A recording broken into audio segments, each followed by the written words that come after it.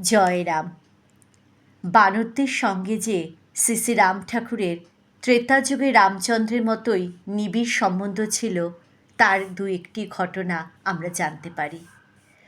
গাঙ্গুলিদিরা বললেন, একবার উৎসব শেষে বাসি খিচুড়ি একটি বানরকে ছাদে গিয়ে দিয়ে আসা হলো, কিন্তু দেখা গেল সে খিচুড়ি বানরটি স্পর্শও করল না।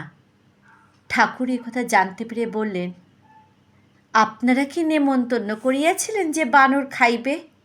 ভালো করিয়া রাঁধিয়া নিমন্তন্ন করিবেন, তাহা হইলে সকলে আসিয়া খাইয়া যাইবে। কি করে বানরদের নেমন্তন্ন করা যায় জিজ্ঞাসা করলে ঠাকুর বললেন, ছাদে গিয়া একটা দুটা বানর চোখে পড়িলে তাদের বলিয়া দিবেন, তাহা হইলে সবাই আসিবে। ঠাকুরের নির্দেশ মতো ছাদে গিয়ে দূরে একটা বানর দেখে গাঙ্গুলি দিদিরা গললগ্নীকৃত বস্ত্রে জোর হাতে নেমন্তন্ন করলেন যে, আপনাদের আজ এখানে নেমন্তন্ন, স্বজনগণ সহ সকলে এসে এখানে আহার করবেন। রন্ধন শেষ হলো, ঠাকুরভোগও হলো।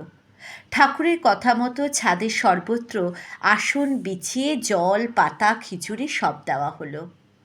ছাদের কোণায় একটি বানরকে দেখে তাকেই ভক্তরা জোড়হাতে বললেন, আপনাদের খাবার দেওয়া হয়েছে, এখন আপনারা দয়া করে এসে গ্রহণ করুন। এ কথা বলে ভক্তরা ছাদ ত্যাগ করে সিঁড়িতে গিয়ে আড়ালে দাঁড়ালেন। গাঙ্গুলিদিরা চলে যাওয়ার পর ঝুপ ঝুপ করে অসংখ্য বানর এসে মানুষের মতোই আসনে বসে খিচুড়িগুলো খেয়ে কলাপাতাগুলি নিজেদের মাথায় তুলে নিয়ে নৃত্য করতে আরম্ভ করল। নেচে গেয়ে আনন্দ করে তারা আবার নিমেষে কোথায় চলে গেল। জয় রাম, জয় গোবিন্দ।